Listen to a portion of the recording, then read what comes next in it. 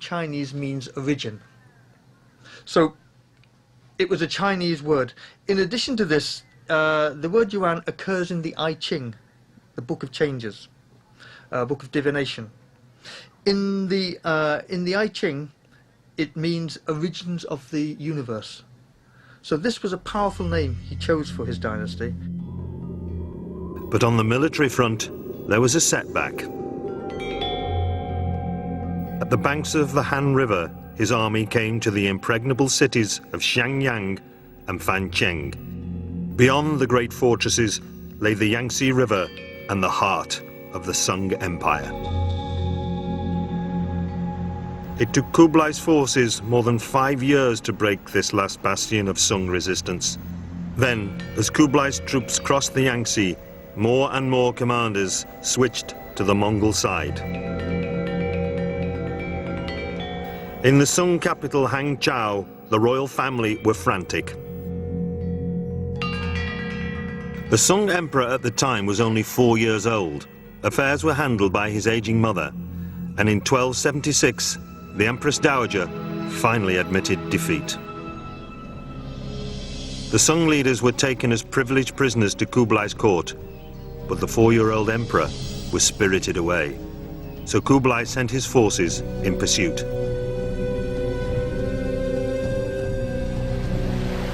The last remnants of the Sung leadership put to sea and were hunted down by Kublai's navy. The last that was seen of the boy emperor was in the hands of a Sung admiral, who jumped into the sea with him, declaring, "The Sung emperor chooses death rather than imprisonment." It was now 1279. 70 years of on-off warfare with the south was over, and the whole of China was in Kublai's hands. After defeating the Sung, Tartu became the capital of all of China and would remain so right up to today. One of his first priorities was to improve communications between north and south. To do this, Kublai employed 3 million laborers to extend the Grand Canal to carry grain from the fertile south up to the imperial city. Kublai could now draw on the resources of the most advanced nation on earth. The Sung led the world in the quality of their goods, and their busy trade routes would make Kublai one of the richest men on earth. The Mongol Empire now had the largest army in Asia, the largest fleet, the most prosperous people, and the largest city on earth, Hangzhou. It was a spectacular achievement for Kublai, and it cemented his position as Great Khan. Kublai treated the deposed Sung royal family well, and he told his forces he would not tolerate any looting of the south's riches. Kublai knew he would have to win over the people of the south if he was to lead a united China. To do this, he ensured that South China would receive the same help towards recovery from war that the North had. He introduced schemes to help with economic growth and agricultural development. Kublai Khan realized that the constant warfare which China had suffered in the decades before the establishment of his own dynasty had seriously disrupted agriculture. And of course, in a large farming-based society like China, this was a great disaster. It could cause disruption, famine, and all sorts of social upheavals. Therefore, he made a very active and successful effort to try and reform the way in which agriculture was carried out in China. He also treated the Sung nobility well, letting most of them keep their land.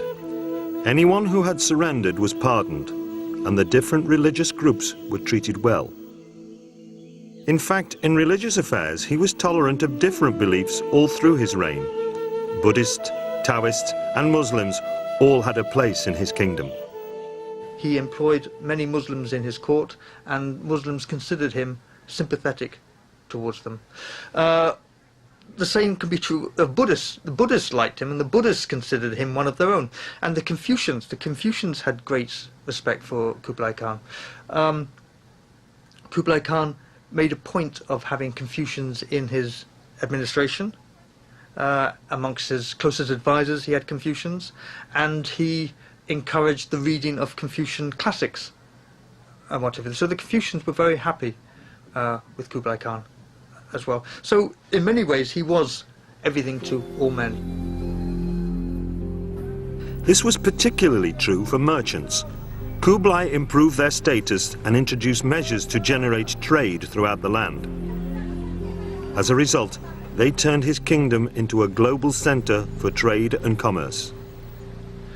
Traditionally, merchants had been looked down on by the Chinese, especially the Confucians. Under Kublai, their status was raised. They were called autark, and merchants and trade was encouraged. This was a boom time for merchants, and certainly under the Mongols, their status was considerably raised.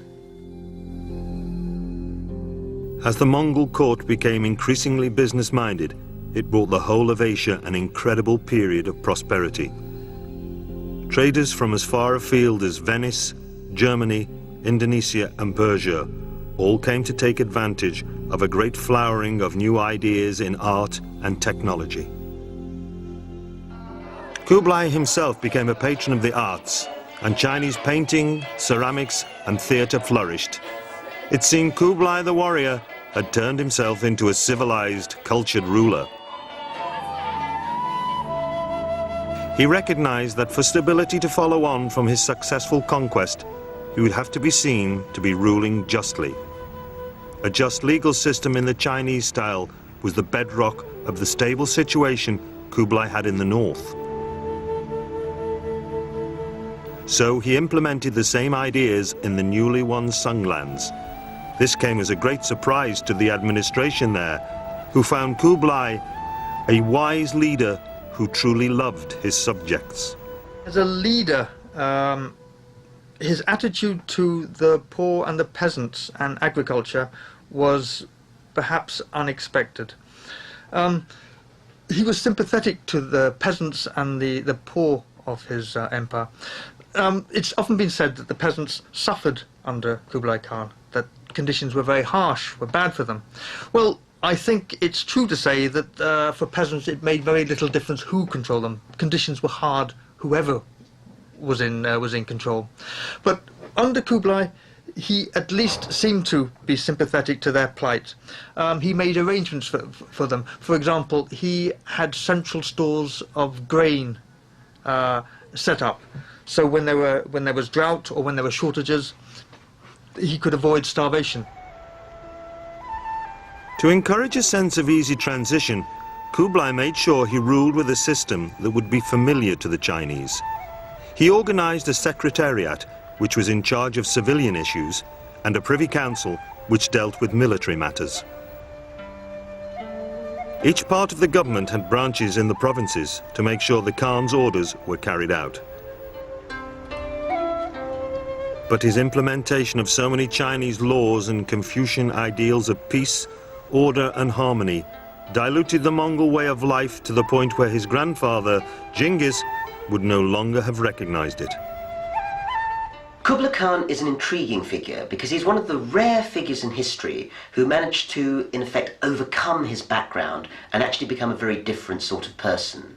One would expect from his warrior, nomad background that in some ways he would perhaps be someone who was not terribly interested in civilization, in terms of written culture, or in terms of living a more sedentary and in some ways perhaps less active life. But in fact, having conquered China, he gave up a great deal of the nomadic background which had shaped him and instead became in some ways a very typical Confucian-style Chinese ruler. It was an incredible example of political expediency. It made sense to Kublai to rule China as the Chinese did. But there was no doubt where the power lay. The Mongols simply inserted themselves at the top of the social ladder. Next came the Western and Central Asians, followed by the Northern Chinese, and finally, at the bottom of the ladder, the people of the South. Kublai had reinforced a way of life which promoted an agricultural and city-based civilization, and it had been a resounding success. But he was still a Mongol at heart, and he craved new conquests.